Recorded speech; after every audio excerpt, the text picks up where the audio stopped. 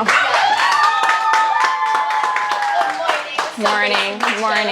Hi everybody, how we doing? Today I am here to watch the kids practice for Our Words, Our City. They're going to practice their performances and practice their poetry and how they're going to deliver it on the big night, and I'm super excited to see that. I think practice was always my most favorite part of playing, and I hope they're going to enjoy this as much as I used to enjoy training, practicing, all for the big event.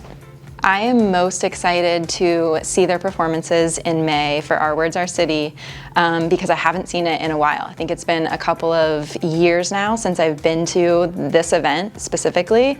There's so much emotion that is a part of the event. The crowd really gets into it, and it's really awesome to see young kids perform such deep poetry that they've written, that they've really practiced, and how it sheds light on their own lives and their own experiences, and how that brings out so much emotion for the crowd.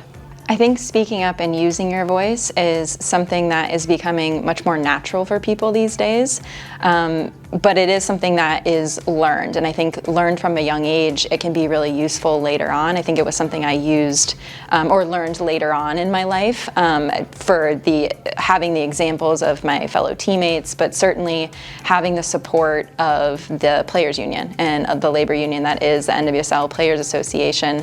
And when you have that collective voice to be able to speak out against things that are wrong, or just to speak up about your own experiences, that can be certainly really powerful, and it's really cool to see the younger generation taking advantage of using their voices. The work that we do with the Players Association is massive. It has to be done across 14 different markets, and it's probably the hardest thing that we do.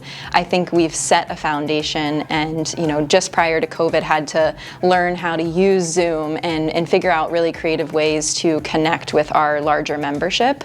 I think the thing that gives us common ground is playing soccer, and I think even with DC Scores, that is a common ground that Spirit players have had in the partnership with DC Scores.